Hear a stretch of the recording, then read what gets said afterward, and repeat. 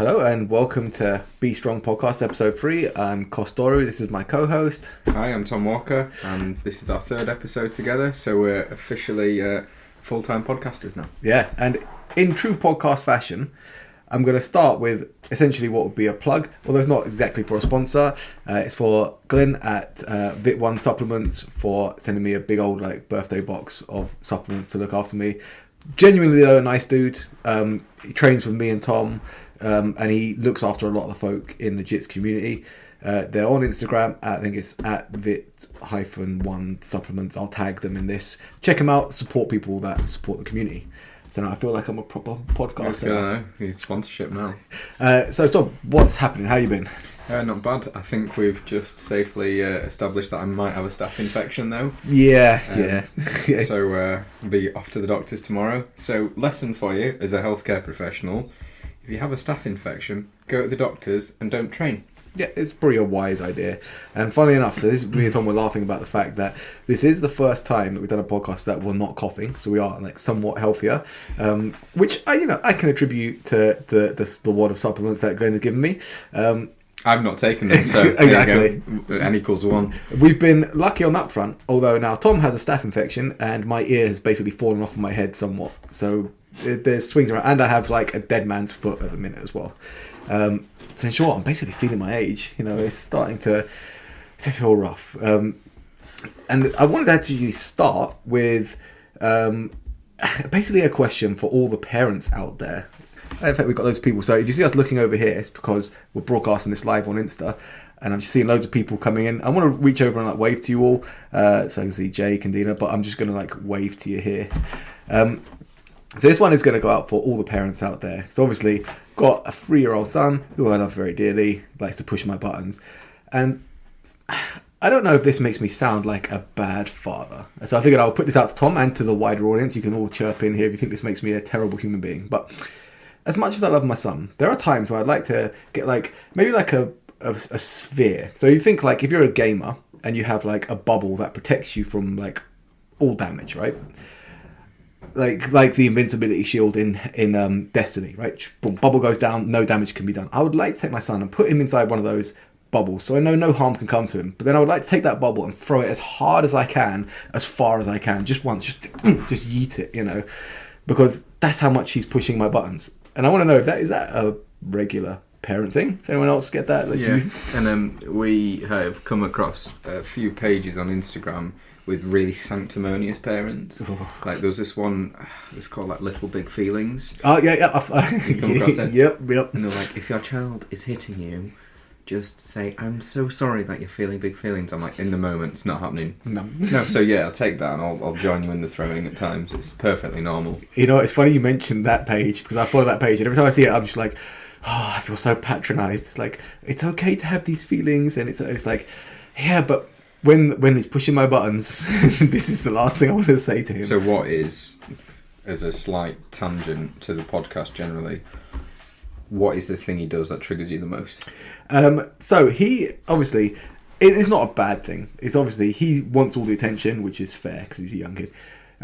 But he times it for the point where I'm trying to do some work or something, and he'll come over. So let's say I was sat down, I was writing a program on my laptop. Sat there, he will basically jump on and start pulling my hand. And it's no, I'll come with you in 1 second, bro. And he's does daddy want to come now? And because I can't help but smile when he does it, he loses the game. So he keeps on pulling my arm. He's no, I need to get this done, Rowan. And then he'll be pulling my arm. Then he'll be standing on my feet.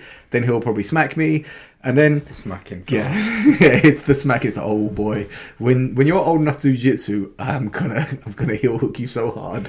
And I cannot wait to do it. But it's different for me, because I have 2. And my first child was nothing but sweetness and sunshine, and still is. Whereas my second is chaotic. And I either think she's going to be a world leader, or a psychopath, or a bit of both. But we had her 2.5-year review a few days ago. Just any behaviours? I'm she hits me all the time. Yeah. Just put her down. And actually we tried something yesterday. So my wife was in the kitchen, and picked up Erin, and she'll just whoop, in the face, bounces off your head, and then they're put her down and turn around, and Gillian put her down, she turned around, you just saw the rage in her eyes, and you could see it, and she just walked in and just attached her face to her leg and was trying to bite, but she couldn't get the bite on the jeans. I'm not going to tell her if she turns her head, she'll get a better bite. Yeah. But yeah, it was quite an impressive performance, if I'm honest. The thing that makes me laugh at the minute is my little one Rowan is basically he puts on the struggling voice when he's doing something that is really not a struggle. Mm-hmm. So example of that. So you do it for him. Yeah. And or just to make it seem harder than it is. So like the empty washing basket, very light. He can clearly move it. He'll be like pushing it on the floor and be like, Rowan is pushing really hard. He does that. If I'm not doing what he wants, he'll be like, you should be pushing me. And I'm like, what are you doing, Rowan? He's like, Rowan's pushing daddy really hard. It's like, why are you pushing daddy? And then he'll just flop on the floor. Like, Rowan fell over. But and again, I think it's my inner like trolling side. If Rowan like falls on the floor, it's like, Rowan fell on the floor. I'd be like, should daddy fall on the floor? I'd be like, no. And then I'll just lay down on the floor as well. And it will wind him up more. So I think I do probably bring it out of him. And I get like when I'm older, I'm going to deliberately embarrass my kids because of all the pent up rage and anger that I've felt towards them at times. I cannot wait. Although I just wanted to, hey cats, we've had a first ball saying hello on there. Hello. Hey Frankie, I used to work with Frankie back in the day, many years ago before I left the South. Hope you're doing all right, Frankie. So yesterday, you know when you have those moments where you're like, super parent. I had one of those moments. So for those of you that don't know, yesterday when I was training, my ear basically semi-detached from my head. It's a bit of an exaggeration, but I've got a pretty deep cut down the back of it. I originally had this cut over a year ago, and it keeps opening, so it's scar tissue that I'm probably going to have to deal with for life. And it was hemorrhaging blood. There was blood everywhere. So descriptive words you've used today. I was quite serious. Quite proud of that. It was pretty bad. So basically, I'd done a DIY repair by just like super gluing it back to my head. I had to stay up quite late to let the glue dry so that I didn't like sleep on it and have my ear pinned back deliberately and end up like really lopsided. So I went to bed quite late. Hayley was asleep, and as I got in bed, I like to read before I doze off because it kind of just unwinds me. So I was sitting there reading a Warhammer book because I'm a nerd. And as I was doing that, I hear just from Rowan's room, boom, and like the thing, like the baby monitor lights up, and I hear him start to cry, and I was like, he's falling out of bed. And I was like, right, so I had to get out of bed before Hayley wakes up, because normally if I'm asleep, I'm a heavy sleeper. Yeah, same. So I like snuck out, got in there, picked him up, like comforted him, put him back down. He was asleep again within like 2 minutes, even though he was crying quite hard. Then got back in bed, and Hayley hadn't woken up, and I was like, that was yeah. And I think that was like probably the pinnacle of what I could achieve in like fatherhood in like one little moment. It's all downhill from there, I reckon. Yeah, good win. I like that. Yeah, because now I've got to teach him like how to be a decent human and be responsible. And but you cuddled him when he was crying, so you've nailed it. Exactly, job done. And that's the other thing he does. He deliberately withholds cuddles from me. He's like a limpet on Hayley. So does Erin, yeah. So we're like, does Rowan want to hug Daddy? He's like, no. He's like, can Rowan give Daddy a high five? No. He's just like... But it's joking aside, it still just hurts you a little bit, yeah. Doesn't it? Yeah. And then if Hayley comes and hugs me, he'll flop on the floor.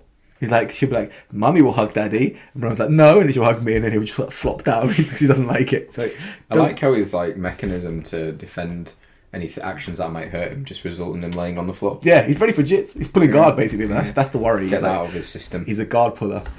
And speaking of jits, this is a random tangent. There's loads of news in jits, but so there's going to be a relatively jits-heavy podcast. However, starting locally rather than globally, we had Emma go back to competition. So being a proud coach, I want to like gush about this. So obviously, you've rolled with Emma. You know how good she is. Mm-hmm. Emma's one of our grapplers who had, for her, last time out, a very flat performance. Now, she did well. She medalled, she won some matches, she lost some matches, but for her ability, it wasn't a great performance, and she knew it. We all get those days. On the day, she felt quite poorly. In the lead up to it, she felt a little bit poorly, but the worry was, after the matches, like, it wasn't like she was feeling sick. She was just feeling really listless and flat, and like she was saying to me, like, I don't know what's wrong. I've got no motivation to train.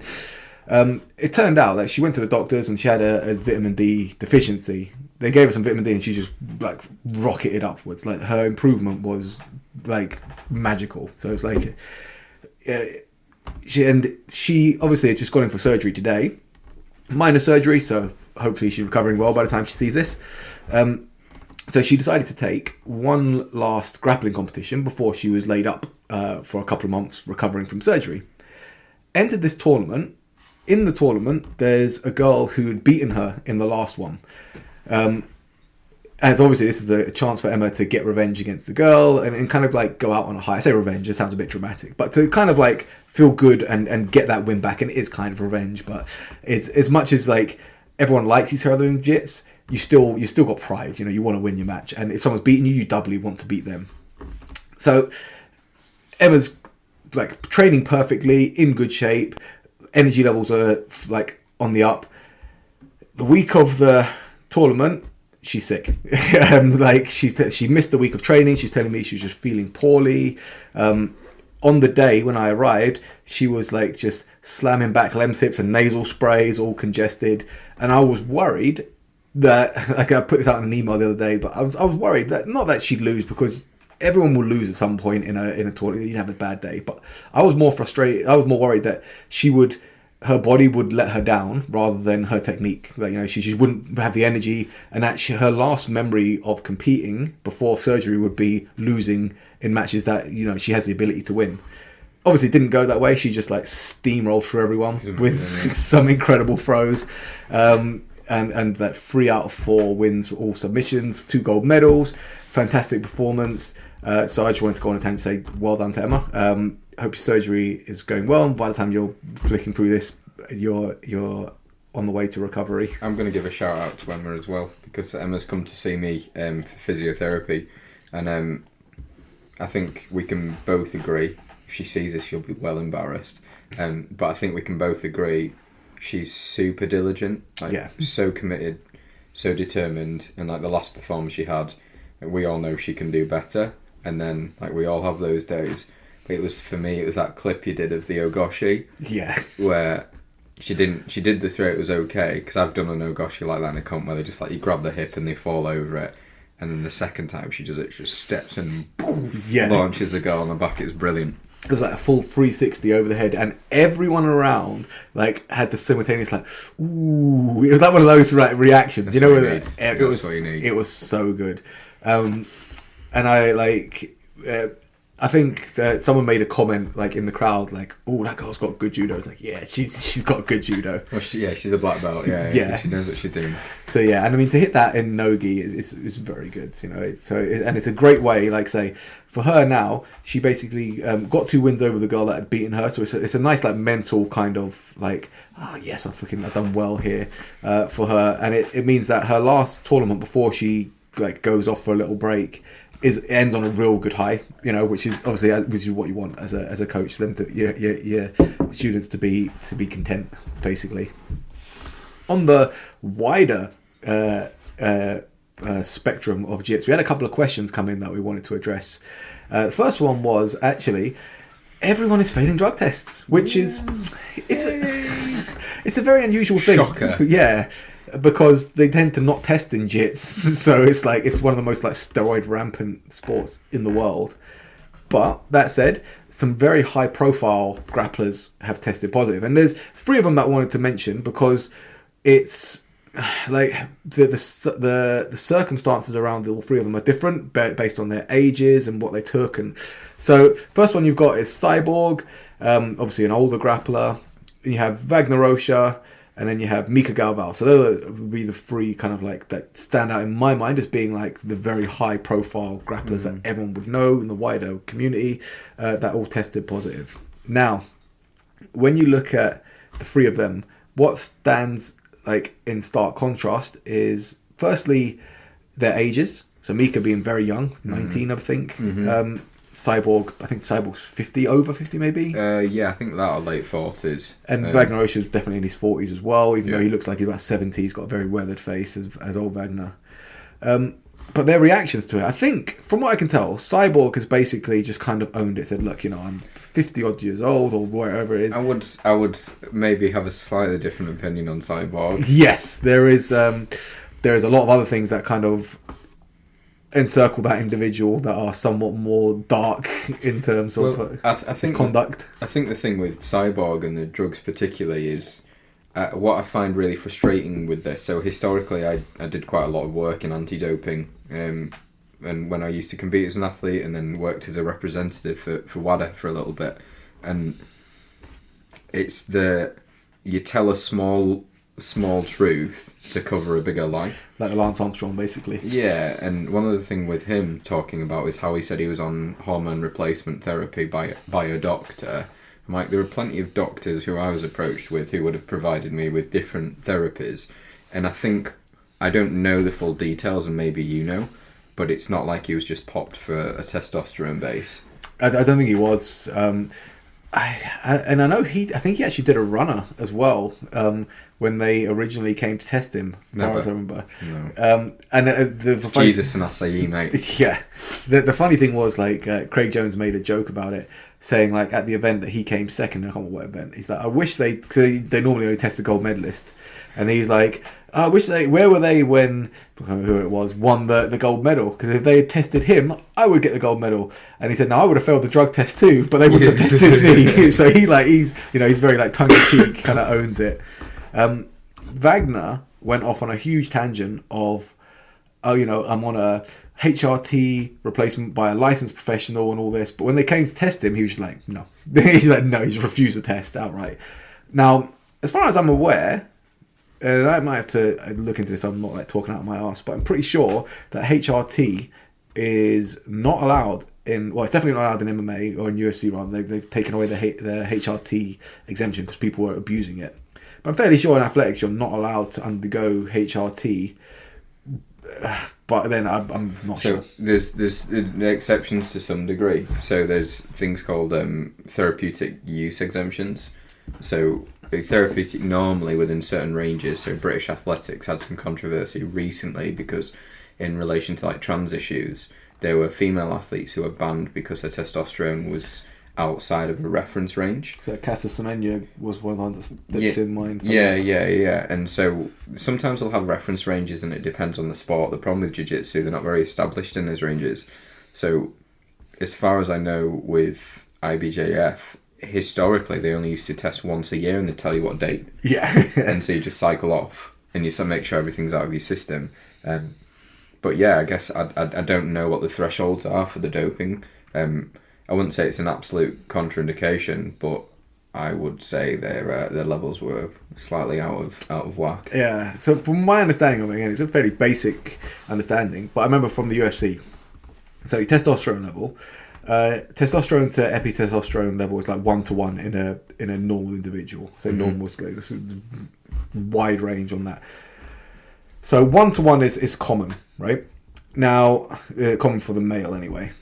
Now, in the UFC, they give you a range of 6-to-1 which is like, that encompasses very, very, very, very, very high testosterone individuals. You could argue that within that range, there could be people that are just pushing their level from what would be 1-to-1 to 5-to-1, just to be under that limit. But then obviously you get someone like Alistair Overeem when they caught him. He's got done again, hasn't he? That wouldn't surprise me. Yeah. Looks great though. Yeah. He's like he's one of those guys, like when you get like the before and after, his whole like life has been before and after. Like, he was a skinny wretch before, then he got like super jacked, then he got off of the gear, so obviously testosterone has crashed, so he basically looks like an old man, like a bit soft, and now he's like super jacked again. He's a great advert for steroids, you can't lie. Like it makes me want to take them. Yeah, I want to get yoked and be like jacked like him. Vitor Belfort's my favourite one, before and after. That is amazing. Yeah. The weird thing about Vitor Belfort was, so he basically competed in an era where there was no real drug testing, but you could tell when he was on and off because he'd come in some fights ripped and aggressive, and he'd come into some fights like smooth and absolutely placid. So there was a whole thing, right? In his third fight with Randy Couture, he came in and he looked like... The second fight, he was jacked as hell. Third fight, he came in, he was just smooth, and he was very docile, and Randy just took him down and basically beat the shit out of him for a few rounds. Now, at that point in time, his sister had gone missing, being kidnapped, and as far as I'm aware, I believe she was murdered. Oh, really? It's very dark. Like, I don't know if they ever found her. But that said, obviously, so there's extenuating circumstances that could lead to his training and stuff. I think they tried to spin it off. Oh, he maybe hasn't been training because of this, but when you have that level of muscle mass, if you stop training, you're not gonna look like that. It's not that quickly anyway. Between the second and third fight was like less than. That's how I feel though if I don't go to the gym. Yeah. Oh yeah. If I miss a sesh, I feel like everything's gonna fall apart. And funnily enough, that exact sentiment, I was chatting to Kate, who obviously has come to you to be patched up for her elbow. Like most of the people that we mentioned that trained with me and have been fixed by Tom. She is probably one of the worst for like tapering off before a comp. In that she'll feel like, so say she's competing on Saturday, if she's not rolling on Thursday or Friday, she'll be like, she'll worry that her fitness will go down, and trying to like hold her back from like just burning herself out is one of the hardest things as a coach. But then I do get that. Feel like that worry, that thinking like, what if I don't train for a day or two? Am I going to lose everything? Am I going to be unfit? And that's a really deeply held belief, isn't it? Oh god, yeah, it's very hard to shake. I like how you said that with such passion. Oh god, yeah. Yeah. Tell me about it. Yeah, it was the toughest thing for me, and it still is to a degree, of knowing like when to like kind of dial back on my training so that I feel good for comp day, energetic, and when would be too early so that I'm actually missing volumes of training that would actually make a difference to my fitness. And I always like find the balancing act. I tend to like the week leading. So if the comp's on Saturday, from Monday through to Friday, I tend to be on like a wind down. I tend to take like a 5-day taper. I don't tend to go more than that, just for my own mental. And I tend to come in comp day pretty hot, like because at that point I feel good. But a lot of guys will taper for a lot longer, depending on the event. Like 7 to 12 days, some a little longer. I've decided I'm just not going to think about it as much. Yeah, that's the do my thing.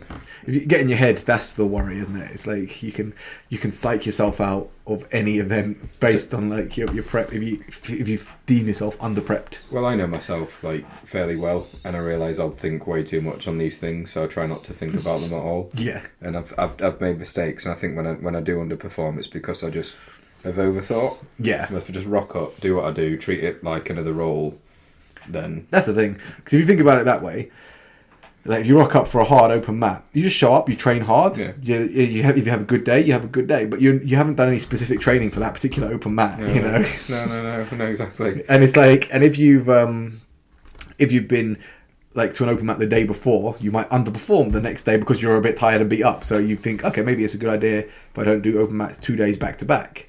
But I've had, for example, where I've done open mat on Friday night and then Sunday morning and then Sunday evening.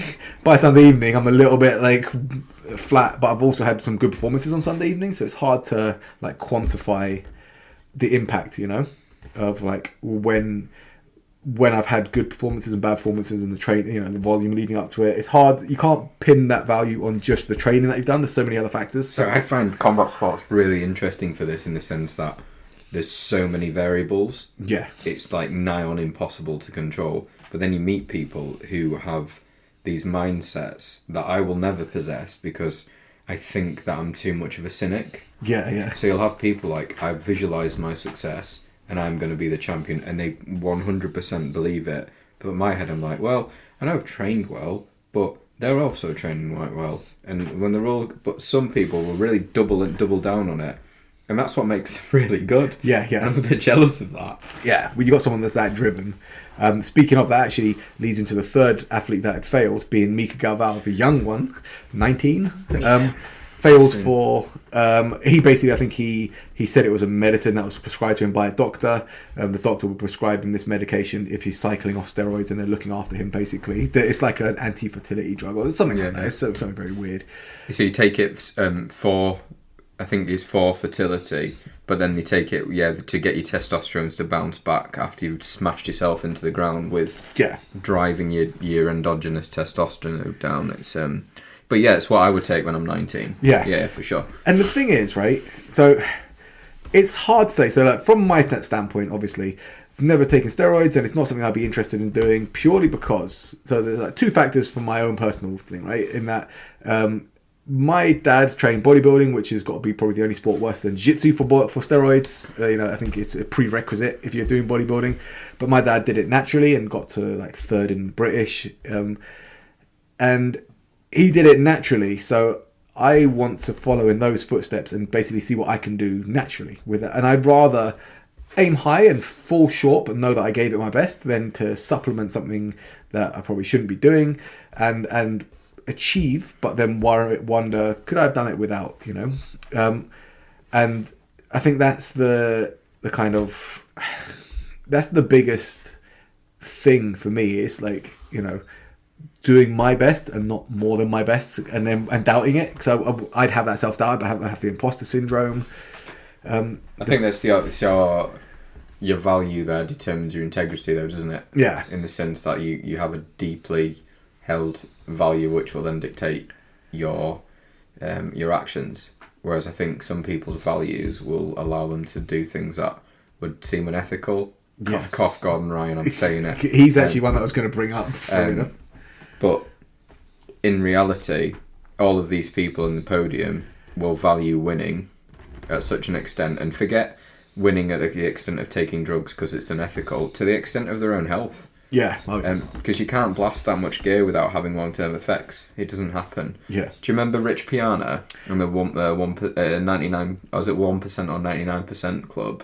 He was a bodybuilder. Don't know this. Oh, and he was like geared up to the eyeballs, but it's the same thing, like a big cardiovascular event in his 50s. Yeah. So I've got a bit of a story where when I was a student the first time, we used to do dissections. And we'd go to the lab and you'd have a cadaver and you'd look at different sorts. It's really cool to see a body in real time, and people have obviously given their bodies for medical research. But the really interesting one, we had a bodybuilder, which is a rarity, and he developed something called cardiomegaly, which you see in overweight people, or you're just carrying a lot of mass. And I have never seen just a heart that big sat in his chest wall. It was unbelievable, and it was just so much issues to deal with. So you can't take this stuff, and as much as people say there's experts to help you and guide you through the process, there's always a cost. Yeah. And the cost for me, I think, if gun to my head, would I take steroids? It's the health cost for me. I just don't think it's worth it in the long term. And that's the thing that you get with like these people that are, so say like Gordon Ryan, for example, top of the world. If you were to put a gun to his head and say, look, you can win all these medals and you can do all this, but we're going to take 15 years off your life, he'd be like, yeah, 100%. For sure. Like in a blink of an eye, boom, like that. He would say yes. The funny thing about him is that he's never openly said, just, I am on steroids. He's basically, when people say, oh, you're on steroids, he's like, everyone's on steroids. So just that kind of like mental gymnastics of justifying it shows me that to a degree he knows, or at least he has, I don't want to say shame, but some form of knowing that it's not acceptable to just somehow say, yeah, so what, I'm on him. Like, you know what I mean? He's saying like Craig Jones is saying, I would have failed a drug. He's like, he's doing it with humour, but he's saying openly that he's on steroids. But I think we've talked about this before about Gordon. This may be just with Gordon Ryan and like psychology podcast, but it's because he's a narcissist. Yeah, okay. And he thinks that he's able, he's not a bad person because everyone else is doing it. Yeah, that's the thing. Yeah, he twists everything to justify where you manipulate the ends to justify the means. Or the means to end. It's like, in my opinion, when you got like a sport, and it's hard for me saying that I would never do it. Obviously, I'm competing for, in some events, like a small amount of cash, or some of them no cash at all. There's large sums of money that are involved in these people competing, so you can see brands and so you can see where the temptation is for them to do it. In that, okay, if I win this, I'll pick up some sponsors, I'll get money. This could lead to a change in my life. So someone like Mika Galvao from like Brazil, you might know. I'm not sure if he's from like a rough area in Brazil, but Brazil is not notoriously affluent in terms of quite a rural population. area in Brazil, from what I understand. And it's like, that could be like a truly life-changing event for a lot of these people. So you can see why like the temptation is there, but ultimately, for me, if it comes down to the values of, if you're entering an event that says you're not allowed to use steroids and you're using steroids, then you're just a bad person, Which is like, it makes me laugh about that Pride FC contracts, it was like universally said, like underneath in bold, we will not test you for steroids. Please take them. Yeah, it's basically like they test them for like recreational drugs and all this. And they want freak shows. That's what they want. They want absolute freak shows. They got a lot of those. In fairness, there was some. So I've got an ethical question for you. Ooh, shoot! It sounds interesting. What are your thoughts on? Because people sit in two camps, I find, on this, and there's not a lot of nuance in it. Would you rather be everyone can take what they want and we're all good to go, or would you rather be strict testing? Because some people are like, well, everyone's going to do it, so we might as well let everyone do it. And some people probably won't take it, so they're yeah. So where do you stand on that? You know what? Like, I personally, and this might be like a lot of admin, and you still get, even doing this, I say have an open league and a tested league. Sure. And bodybuilding, natural, and The problem is you'll get people that are on gear trying to get into the natural one, like you just will. There's no way around it. They'll be like, oh, I'm not taking enough gear to justify going into the open one, so I'll just try and sneak into the natty one. So you'll get that. So that's essentially what IBJJF and ADCC has become now, isn't it? Pretty much, yeah. It's really, pretty much you hit the nail on the head there, I think. Speaking of like, this is again another random tangent, but I go off on quite a lot of those. I was reading a lot about like diving, like deep sea diving and things like that. Like, so I think it was off of the back of a Netflix thing. There was I think it's a game in Italy where they dive really low, and you got to come up. I've read about it. You got to come up at certain speeds because you can get the bends, and it can kill you. But really interesting stuff. And what I found out, right? Do you know why divers dive backwards off of a boat? I don't. If they dive forward, they still be in the boat. I was waiting for the setup of the dad joke at some point. I was like, I think this is it. This is the one. I think I was quite like, I was quite proud of like the diversion there. Yeah, it was good. You were getting me there. Yeah, I was like, I got a really. It's like, how is diving going to work with steroid use? But let's go with it. Yeah, good.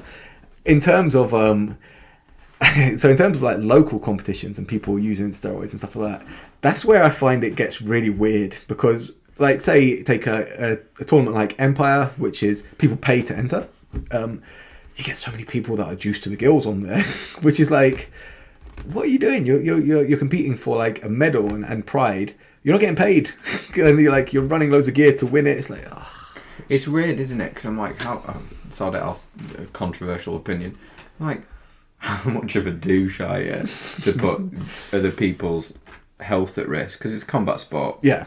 And you've got an unlevel playing field. And like, you're actually that willing to pump that much in your system to win a £5 medal? Yeah, that's the thing. It's like, there's like in combat sports, I look at it a lot more strictly than other sports, because there's real consequences in combat sports. You know, like if you're running, fair enough. You know, you could win an event that you shouldn't have won, but the second place runner isn't going to end up having the shit beat out of them. You know, they're not going to finish the race and be all like battered. But this is the thing as well. Even with jiu-jitsu at like a hobbyist level, people might go to competitions.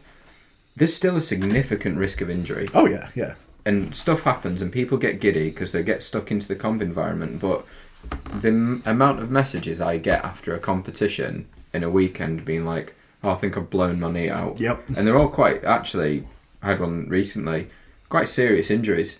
And so you've got to look after each other and realise this is a weekend and we've just left our families to have a little bit of a struggle cuddle. Do you know what I mean? This was, funny enough, speaking of that, so there was a competition, I think it was a British, where Fred Green, a very good jiu-jitsu coach in Leeds, definitely go check him out over at Scramble. Nice guy, good gym.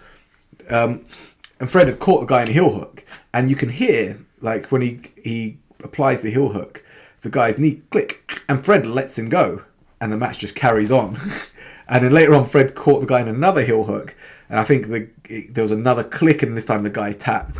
But the fact that Fred said after the thing, he said, "Look, I got the first heel hook," and I think this is a while back, but he said along the lines, he heard the click, and he clearly lets the guy go and just carries on rolling, because he said, "Look, at this level, the guy's going to probably have to go to work tomorrow. I don't want to break him." Yeah. But he had the guy dead to rights. Like he could have just turned through and like destroyed that guy's leg. That demonstrates what level is that, right? Yeah, 100%. Because he's obviously still got gold. He still won the British, and he could have. So basically, a lot of the time when you get someone in a submission, if it's at a level where the person's very good, you want to get the finish, because if they get out, you don't know if that chance is going to arise again, and you could lose the match. So you have to be willing to apply enough force to basically break something so that they submit, hopefully, rather than let it break. To have the confidence to have a guy dead to rights, knowing that you can break him, and let him go, and be confident that you can recatch him in something, is very high level. I've rarely used this phrase, but that's big dick energy, mate. Oh, big time, yeah. It's basically saying, like, yeah, I got you here, but I'll get you again whenever I want. Yeah, I'm just going to take this whenever I want. So, yeah, like, tip of the hat to Fred. It was a good performance, but also nice guy for not, like, shredding the knee. For sure. Yeah. Need more of that. There's always one video I remember. I think it was one of John Danaher's brown belts who was rolling at a competition, female, and she got caught in a heel hook, and the second they wrapped heel, she just tapped. Yeah, because you know. Like, well, I'm done here. So yeah, and I respect that insight, but also in a pressure situation like that, to be able to have the insight and the wisdom to do that says a lot about their level. Oh, 100%. It's like you know when you're caught, and obviously you don't want to tap, but the reality is someone's got something. And you know when you're caught. Like, someone's got something that you know you're caught in. Waiting for it to break is pointless, in my opinion. Yeah. Because you basically tap, the match ends. Or you don't tap, everything breaks, and the match ends. It's like the match is over at that point they've caught you.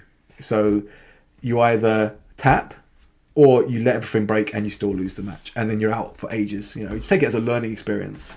Because it's very rare that you get broken, the match doesn't get stopped, and you carry on and actually win the match. So an example of that, where the guy didn't win the match, I got one where the guy did and didn't, I suppose.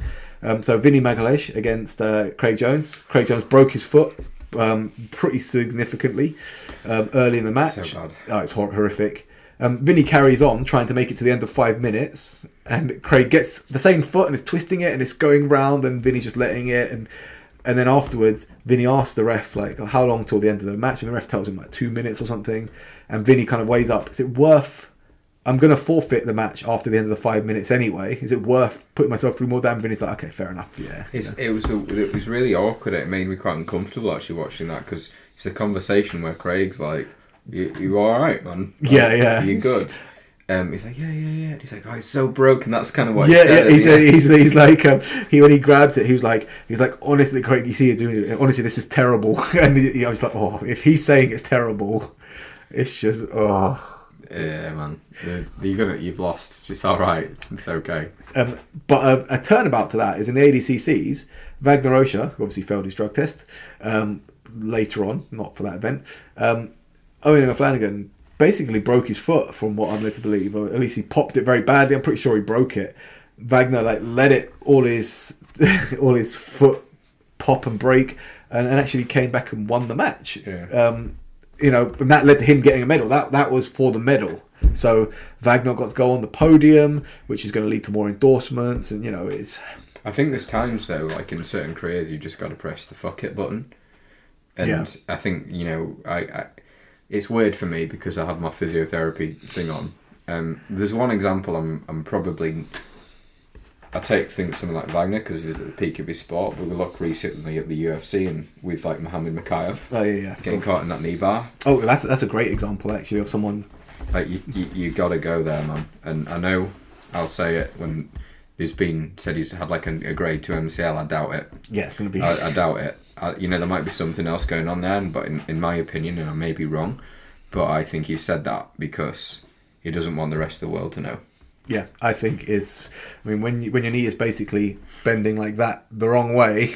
And it wasn't like, don't get me wrong, I was thinking there's some MCL involvement to some degree, but there's plenty of other structures that'll be more under tension in that position. Yeah, I think he's done himself some proper mischief. Yeah, me too.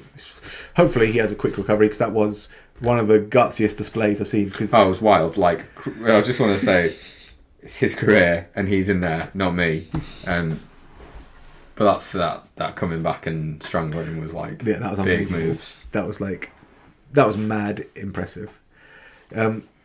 Randomly, so this is, again, it's a slight topic jump, slightly away from MMA, but not fully. I've been like rabbiting on about this to everyone that I've been BTing in the week, so I'm going to bring it up to you as well. Have you watched or heard of the documentary Catching Lightning? I have heard of it. It's the Lee Murray thing about the Securitas depot robbery. No, I've not. No, go on. So, for those of you who remember, this is some time ago now, there was a £53 million heist in the UK, biggest in history. Turned out that the person masterminding it, or one of the people masterminding it, was Lee Murray, who was a British MMA fighter, fought on cage rage, was in the UFC at one point for one fight, but had issues getting back into there because of criminality and whatnot. And this is a documentary about his come up, what led to him stopping fighting, the robbery, and them tracking him after the robbery. Right. It is so interesting. it's now where it's, I think it's a HBO thing, but there are certain nefarious sites that you can search for that we would not endorse. But if you were looking for, say, Netflix and just replace the net with the letter S, then you find a certain site that streams many things. That it's pretty good.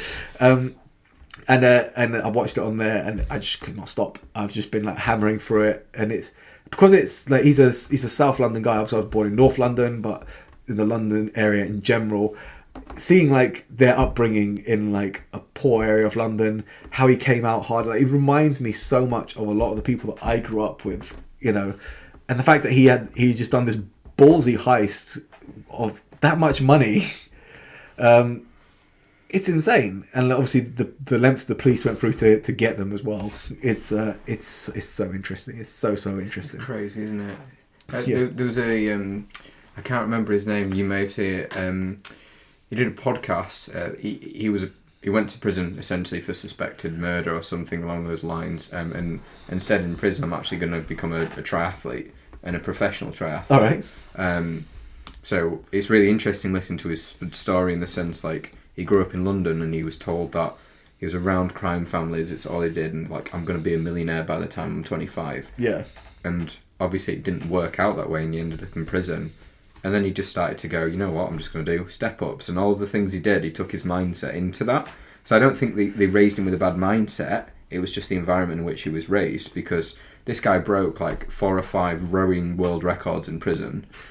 And then went out and he's sponsored by Red Bull now as a triathlete. And I'm like, credit where credit's due. Yeah. But it's the environment, isn't it? Where if you're hungry, man, you'll do what you need to do for food. It is that old boxing saying. I can't remember if Tyson that said it. I'm pretty sure it was. So it's hard to get up and run at 6 a.m. when you've got silk sheets. Yeah. You know, it's like when you from a background where you've got plenty, it's hard to do that stuff. It was Mike Tyson as well. His son said he wanted to become a professional boxer. He said, "You go on holidays to France." Yeah. And he's like, I remember him saying that. He's like, you don't want to run in some animal like I was when I was fighting. You know, he's like, you're soft. You know. And I think that's one of the things. So it's Joe Frazier quote. I actually shared it recently. He's talking about running in the morning, because he used to go running early in the morning, freezing cold. So there's videos of him running with his hood up because freezing, you know, in Philly, I think it was. And he says, like, when you're running, he said, like, running in the morning, your hard work is going to show from that. And he said, if you cheat on the running in the morning, it's like when you're alone in the dark of the morning, you're going to get found out under the bright lights on the night, you know. And that's that motivation there for him. It was kind of seated in hunger, because obviously he come from like a poor background, a working class guy, but obviously that drive stuck with him. Yeah.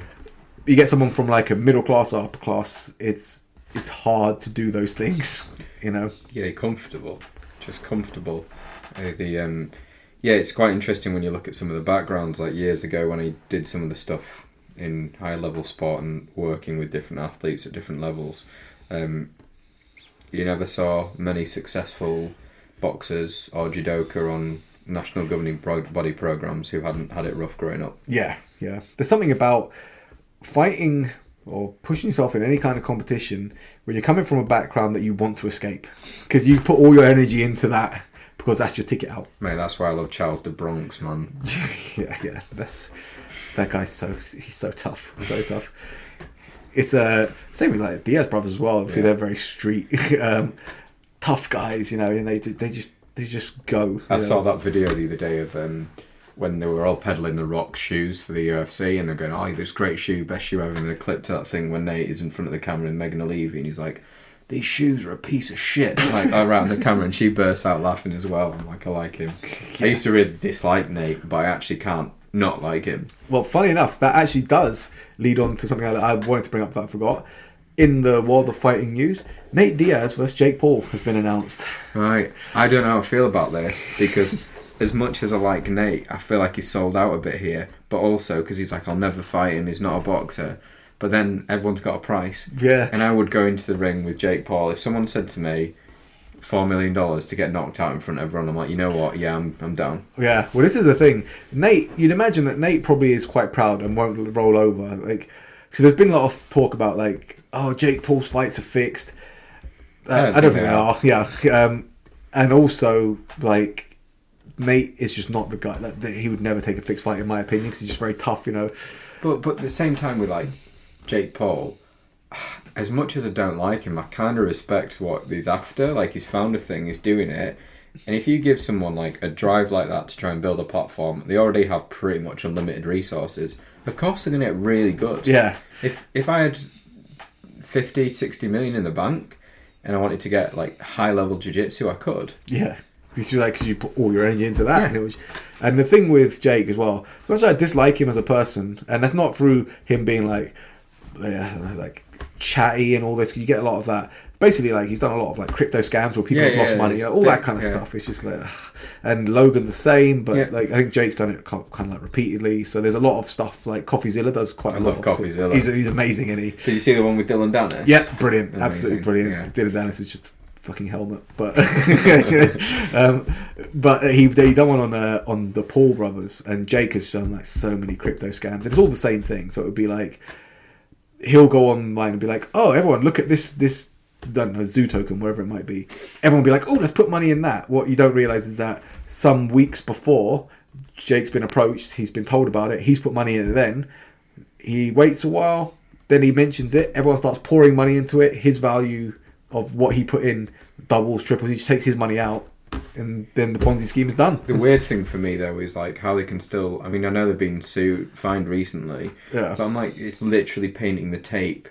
Like that's illegal in any other financial practice. 100%. It's like insider trading and painting the tape, and they just do it. That was so. Did you see the CoffeeZilla one when they were looking at which celebrities actually have a higher mint value of NFTs after the long term? No, I haven't seen those. So it's really interesting. But there's two celebrities who actually, on their initial mint, their NFT is now worth more than it was a few years down the line. And it's Gary V, because Gary V invested in it and made a big thing of it, continues to do so, and Reese Witherspoon. Oh, really? Everyone else has dropped like 99% on their NFTs. It's literally criminal. Yeah, it's the same thing. It's like, basically everyone's like, oh yeah, they're talking about this, let's put money in. They take their money out, which is a significant sum. The value just plummets down. Everyone starts putting their money out, and before you know it, the money you've put in, it's worth zero.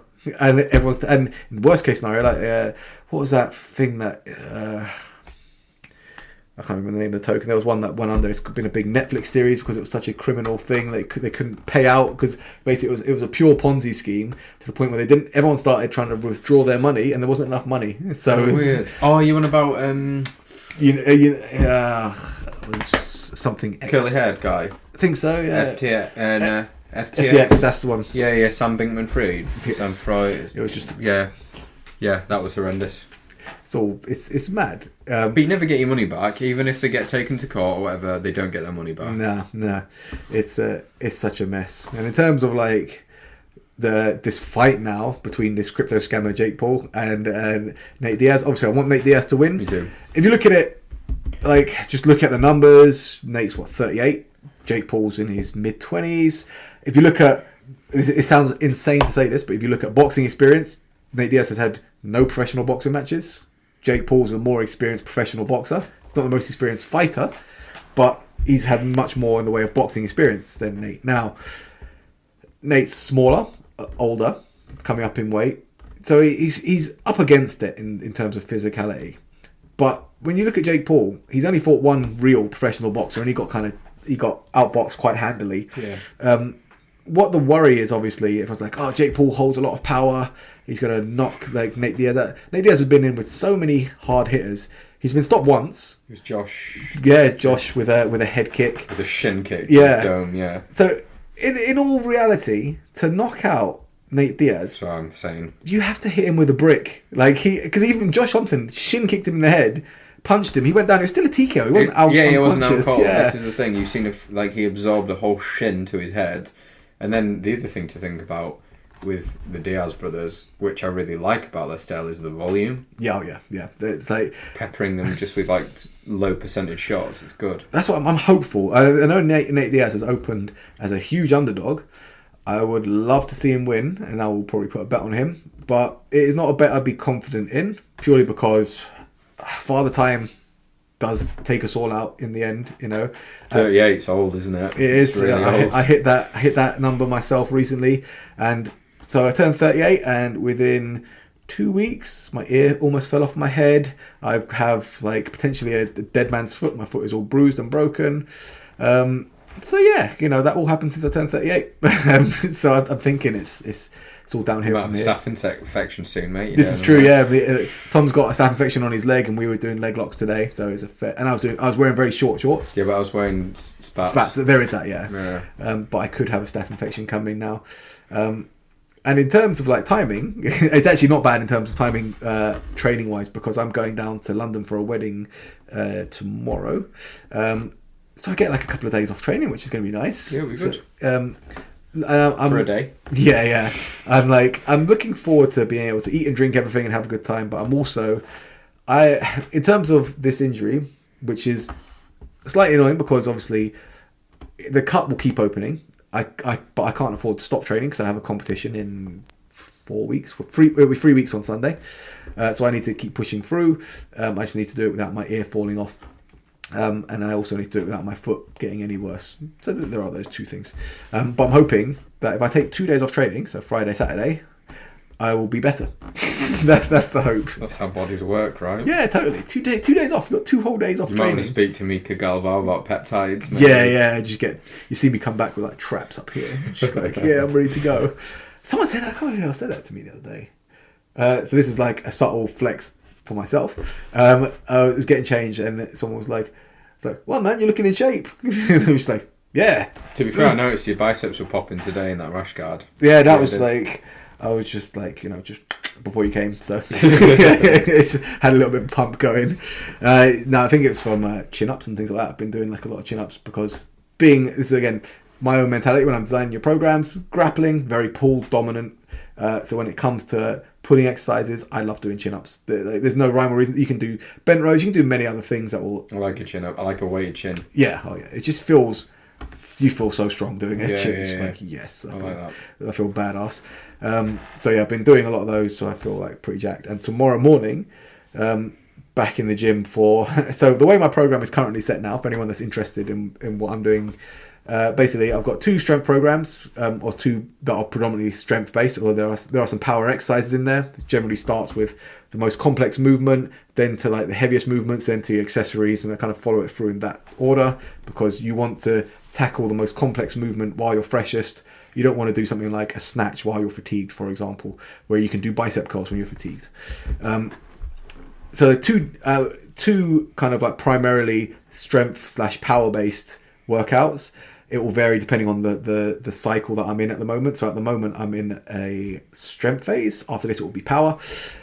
Then one day, which is like a fun day, and I say fun day, it's basically a free day where I do like it's the fitness side of things. Right. I tend to follow some form of like CrossFit numberings. Although I will like throw in a lot of Joel Jameson's fitness methods just because I like them. Wear a heart rate monitor. So it'll be something like 30-second burst of like maximum intensity. So absolutely like red line. And then 2 minutes where you're doing something super chill, like just jogging up and down really slowly, but trying to recover. Drive that heart rate down as low as possible, and then hammer another 30 seconds. Like 4 rounds of that, for example.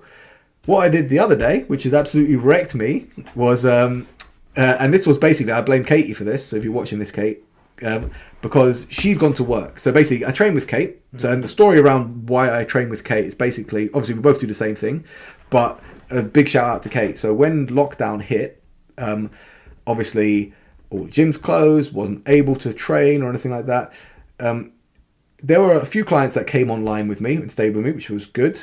Kate was one at that point who was just doing jiu-jitsu, right? So I couldn't in any way, shape or form train her for what we thought at the beginning. Obviously, we then opened the fight club and went back to grappling. But at the start of it, no one knew kind of what we were dealing with COVID. It's like, well, is this bad? So like at first we kind of just waiting to see what happened, because for all we knew, this could be something that would just like sweep the world and kill everyone, or it could be something completely mundane. No one knew at that point. So at first we were like, well, I can't, but also we don't know how the government response will be to it. So like, if I meet someone, will I get thrown in jail? So I couldn't train her for 4, 5, 6 months, whatever it was, at all. But she was the one client, so obviously, and this is no shame on anyone that wasn't in the position to do it, but she was one client that couldn't train with me. I couldn't like do Zoom sessions, but kept paying the membership. Like she was basically paying my wage and helping keep me alive throughout the entire time. And I said to her, like at the end of that, I was like, right, I will train you for free for life now, because if it wasn't for that, in that period of time, I probably would have like gone under. You know what I mean? It's like I had clients that stayed with me on Zoom. They were still getting sessions, so they were getting something for their money. But for her to keep paying, knowing that she wasn't getting anything for her session, I was like, you know what? I'm going to train you for free. And it just so happens that now we're training for the same thing. Her program is basically my program, although I will vary little things depending on like her being a little bit more clumsy than me, for example. She won't mind me saying. Things like, even though she still does them, like box jumps, for example, I will take a higher jump, or I'll do something like a little bit more dynamic where hers will be poor connection, boo. So those of us on Insta, you probably just lost us there. Apologies. We vary it depending on the individual, but she follows a very similar program because she's for the similar goals. On days where she goes to work and we don't train together, she'll do her own thing in the gym, and she'll message me like, I did this, and that's like a personal challenge to me. Like I've got to do this now. Yeah. So she had a horrendous one. It was basically, she used a rower, and it was like typical CrossFit numbers because it's easy to blast through. So it's 21 calories on the rower, 21, I think she did kettlebell swings, and then 21 toe touches, for example. Then 15 of each, then 9 of each, just as quick as you can. Just boom, hammer through them all. Rest when you need to. But 21, 15, 9. So 21 calories, 21 swings, 21 V-ups or sit-ups, whatever it was. 15 calories, boom, down to 9. Then she done same 21 calories on the rower, 21 deadlifts, and 21, I think it was weighted sit-ups or something like that. It was horrible. And I was like, you know what? I'm going to do something like that. I decided to do it on the horrible assault bike. Anyone who's watched one of these before heard me talking about... There's no hiding on an assault bike. There is not. Like, Tom will know, anyone who's been on the assault bike will know, that bike is hell. It is probably like the worst thing. Like, I've done it so far before that people have laughed at me when I've gone flat out. And it's hurt so bad that I've got off and laid on my side and just been like, oh. Done a Rowan. Yeah. I think that's where he gets it. So I had like 21 calories on the assault bike. Then I'll do my 21 swings, and I'll do my 21 toe touches. It was awful. I've got a fitness challenge for you then. Oh shoot! There was a guy I used to know who was an arm wrestler, and he said to me, "I always train hard, and there's no possible way I'll ever throw up from training." Which is a big shout, because at that time I was sprinting and doing loads of other things. The hardest training I've ever done, and I throw this challenge to you and Kate: find a running track, and what you're going to do is you're going to sprint flat out 100 metres. You're going to have 3 minutes rest, then do 120, then 140, then 160, then 180, then 200. If you don't vomit, you're built different. I think but flat out. That sounds awful, that. There's vision. I remember you coming around the bend and my vision would just fade in, and just sitting next to a bin. And you're like, oh, I'm not going to throw up. And at the exact point you didn't think you were going to throw up. So there you go, guys. Enjoy. That sounds awful. That does sound pretty grim. It's a lot of running. I thought it was bad enough. Like after we did, like, there was one of these sessions. We do this on Friday. We do this same thing together. So basically, we'll have some form of this horribleness tomorrow, and we both have heart rate monitor that we use. So we did one on the bikes, and it was like 21 calories, boom, hauled ass. It was horrible. And what she said to me afterwards, so basically it's color coded your heart rate. So basically, Yeah. grey if you're not working, blue if you're starting to get your heart rate. I think blue is like 60 to 70% of your max heart rate. Green is 70 to 80. 80 to 90 is yellow. 90 to 100% is red. So of your perceived max heart rate. And it's based on your age and all this sort of stuff. So basically, after we've done one circuit, we rested for a few minutes. We're going to do the same thing again. He said, instead of 20 calories, why don't you just go flat out until you hit red heart rate? And the thing you don't realize on the bike, right? Your legs fatigue before your heart rate hits that. So you're like, and then your legs are just grinding like this, and you can't get them to move any faster. And you see the heart rate climbing, but it's like, I cannot. And at one point, I was like, I can't even hit the red here. Like I'm so dead. Like I'm just like trying to move, and my legs don't want to work. You know, impotent exerciser. Yeah. Oh, it was the worst. I've never felt so defeated in my life. You know, so I suspect it'll probably be something like that tomorrow, and I really don't want to do it. I kind of do, but I really don't at the same time. And then after that, I get to come home, relax, and then drive to London. So nice weekend. Your ear will heal. I'm hopeful. I am hopeful. It's I think I'm gonna have this hat on pretty much for the rest of my life. Even touching that ear feels a little bit tender. Yeah. It's a bit tender. It looks slightly collied. Slightly. It looks good then, though, doesn't it? Yeah, I think it is pretty good. And I'm jammy in the sense that hat life is like, you know, I always have a beanie on, so you don't really notice my ears so much. But yeah, I also have that blue bandage that I wear on my head. That's going to be me for the foreseeable. It's a strong look. It's that blue bandage. I think that'll be me. And I'm hopeful that if my ear does fall off, I can kind of rock it like a pirate. Yeah. You know, the whole idea of one eye, one ear. I'll just take the one. You'll ear slip thing. out of guillotines better. I'll take that. That'll be a win. So before we wrap this up, Tom, obviously.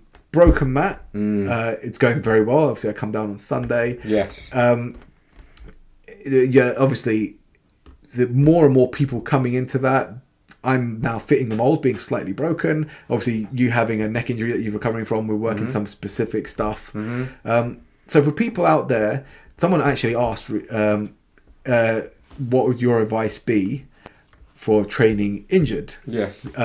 So obviously Broken Mat sprung to mind. Yeah. But if you wanted to go into that just a little bit more for anyone watching this. Yeah, so I think the thing is, right, jiu-jitsu is often built around the culture of people saying, oh, we roll and we respect each other in training, and sparring is there for everyone to learn. But that's not really how it goes down a lot of the time. And so to take an example for something, I've had a neck injury and it's actually really stopped me doing training. So Broken Mat on Sunday, every person I rolled with, I'm like, is it okay if we just do rounds from 50-50? And if you get on top or whatever, like you win that, we'll reset and go from that position.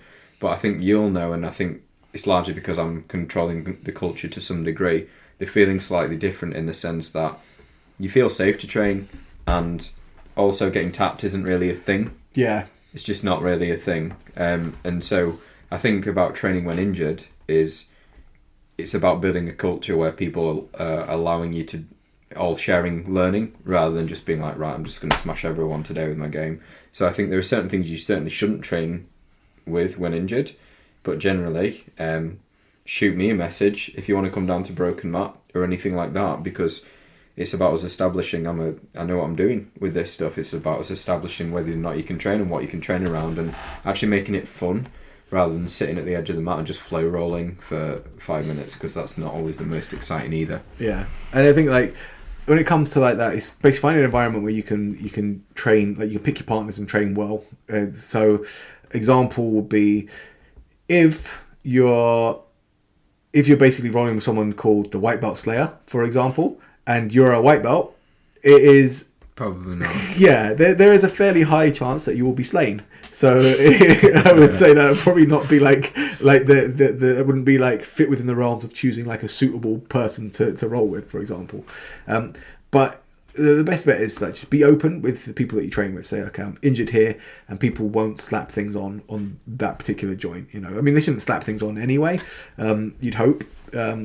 But if you say to someone like, oh, I've got an injury on my elbow, and then they hyperextend their elbow, then they're just a dick. You know, you shouldn't be rolling with them. So it's basically getting to know people that you can roll with safely. So obviously, like me and Tom, for example, that 50-50 scenario, we were rolling from there. We had some really good rounds just from a very specific thing that benefited both of us, but risked neither of us. So it was just like, oh, we got to like really work some niche specific stuff to a good intensity and didn't get injured, you know, which is what you want. And I spent, 8 rounds doing 50-50, and in what world would I do that? So my level in that game after those 8 rounds is starting to creep up, and I'm seeing opportunities I wouldn't have seen before in traditional rolling. 100%. It's like it's so beneficial. So on that note, I think I will wrap up. Thanks for watching. Obviously, any kind of topics you guys want us to talk about or any questions, just pop them over on Insta. We always address these, even if it's a week later than when you send them in, or we'll get round to them. I think I tackled all the ones that got sent in this week, so thanks for sending those. Very appreciated. Obviously, if you're interested in following this, obviously if you're watching on Insta now, you already have my Insta, but it's at B_strong_PT_, or just at HippoBJJ if you want basically more memes and just more my personal account. So there's a lot of jiu-jitsu on there, but there's also me just being a bit of a silly goose and making silly memes and just all the kind of things I like to do. Obviously, if you want to find Tom, it's at Tom_Walker_physio. And if you want to come to Broken Mat, you can find it off that page, or you can just go to Broken Mat BJJ. Like I said, my physio account, I'm there for questions, inquiries. If you want to get booked in, we can do that. And for Broken Mat, if you have any questions or you're worried about attending and not sure if it's right for you, just drop me a message. Awesome. Well, thanks for jumping in, guys. Hope you enjoy the rest of your Thursday night. Obviously, by the time you read this, it will be over. So I hope you did have the rest of Thursday was good. Enjoy your weekend, and we'll see you at the next one. Cool. See you later.